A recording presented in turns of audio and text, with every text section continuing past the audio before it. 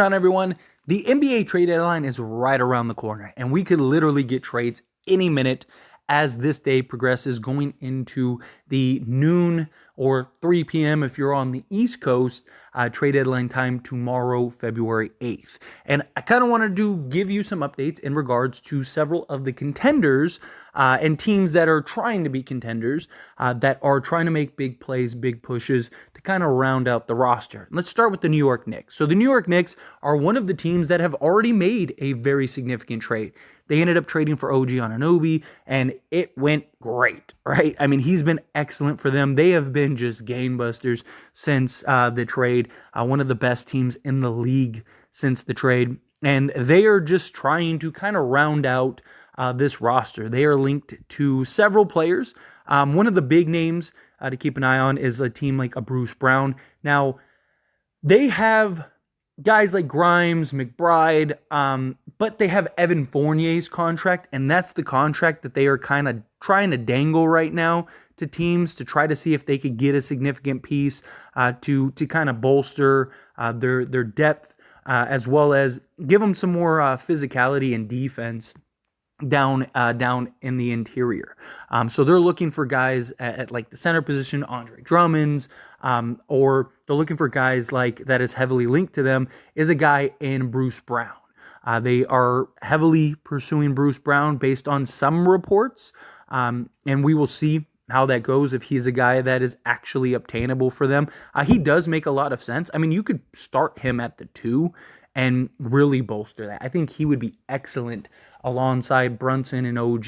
I mean, a starting 5 when Julius Randle returns of like Brunson, Brown, OG, Randle, and then, for now, you go with Hartenstein. However, hopefully sooner or later you get Robinson back. That would be really nice, and just really have a nice balance of offense, defense, and just overall versatility.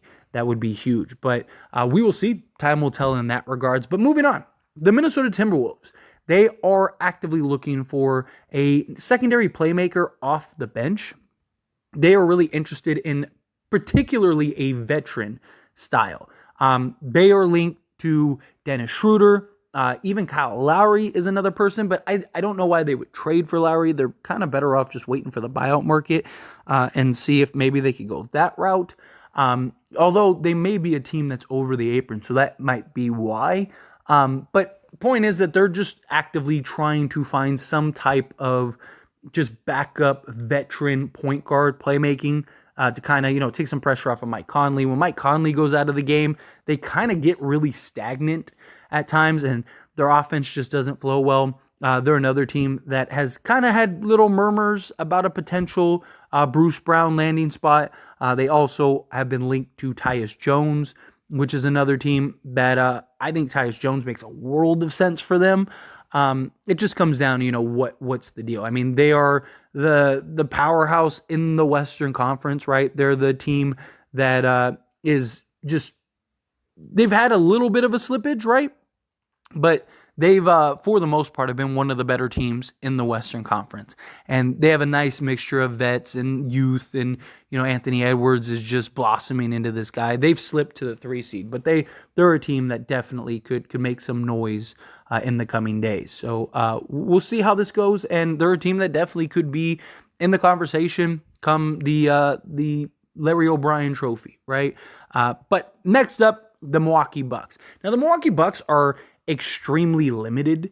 They're another team that's fallen and dropped into the 3 seed. And I mean, look, now at this point, they are tied for the 4th with the New York Knicks, and the Knicks are continuing to climb. Milwaukee's had their struggles. They fired their coach. They went and brought in Doc Rivers. It really hasn't changed or fixed anything. You make an argument, the Bucks have actually looked worse since they've gotten Doc Rivers. It's just kind of a mess right now. Giannis just doesn't seem happy. His body language is terrible. He's like walking off the court and like leaving them like 4-on-5s and stuff. It's not a good look for the Milwaukee Bucks, but they're trying to round out whatever bench depth they can get for this team. They're trying to just kind of get some pieces here and there. They've been linked to pretty much like everybody, and I don't really understand it because they have nothing really to trade. right? Like they don't have any picks. They have like a couple seconds, I believe, that they could trade. So they're not going to make any impactful major trade. Any trade that the Milwaukee Bucks are going to be like small moves, right? They're linked to like guys like DeLon Wright. Like that's something I could see them potentially doing. There's talks about a potential, Bobby Portis plus Grant Williams sort of swap. But Milwaukee wants more than just Grant Williams. Maybe the idea, because that trade doesn't really make sense to me. But if you could get like another asset in it that then you could use to go and kind of upgrade a little more, then maybe, right? Like if you can get, say, 2 seconds or something. I don't really know why the Dallas Mavericks would do that, but let's say you could. If you could do something like that and get, like I said, 2 seconds, then maybe you could now use those to go get another piece. It's kind of my logic there, but outside of that, I don't see what big moves they're going to be able to make. They're linked to guys centered around like Dorian Finney-Smith. They're linked to guys like Andrew Wiggins. I just don't see how they get there without trading like a Chris Middleton or something like that. But even then, it's like, is Andrew Wiggins going to be an upgrade over him? Like, I don't see it happening personally. But you never know, right? Stranger things have happened. Good GMs can find creative ways to get things done. We will see. Time will tell. Next up, the Phoenix Suns. So there was reports the other day that they were like closing in on Miles Bridges, which I thought was very interesting. And then I don't know if the talks just died or what. We got the reports that like it was close, and then like we haven't heard anything since. But again, the Phoenix Suns, they're a team that is extremely limited and just want to try to get some sort of depth. They have been much better lately. Much better. They've moved into the playoff spot. They're now 9 games over 500, sitting at the 6th seed. Still not great. They're still kind of lackluster at times, and they just don't have a ton of depth in defense.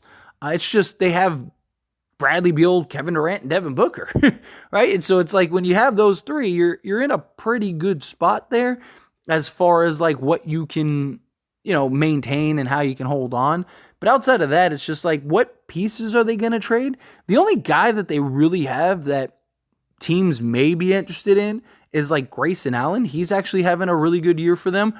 But again, like, who are you going to get at the price that Grayson Allen's making that's going to be better than Grayson Allen for you? Because he's really fit in nicely and has been solid on both sides of the ball. So anything that they do is just basically going to be around the edges. They don't really have picks to trade or anything like that. They're a team that's like the Milwaukee Bucks. They're kind of stuck. They're a team that's basically, they are who they are at this point. So I don't really see any significant changes or moves in that regard. The Boston Celtics. Now, the Boston Celtics, again, are another team. Don't have a ton of trade, but they do have some salaries that they could move. They do have some pieces that they could potentially use to upgrade, but they're just trying to kind of round out the bench depth. Their starting 5 is fine. Players that are linked to the Boston Celtics are like Otto Porter Jr., Lonnie Walker. No like real big names. It's all just kind of like little bench pieces that you might not really think of. Bench pieces that you're like, oh, like that guy. But then they'll go to the Boston Celtics and and just be excellent for them. So they're not a team that you're hearing a lot of like big plays for, because it's just, again, like, who are they trading? How are they getting these guys? They're extremely limited as far as like pieces that they have to move like salary wise for teams. Now, they could move off of some pieces. It just depends on also like, what do other teams want? Like, what is there, who's on this roster that teams are like, oh, that's a guy that we need to get, right? The only guy that really comes to mind is like Peyton Pritchard, but he's only making like $4 million, and that's where the issue lies, right? All the guys that they would want to trade are all very small salary players, right? Because you're not trading Derek White.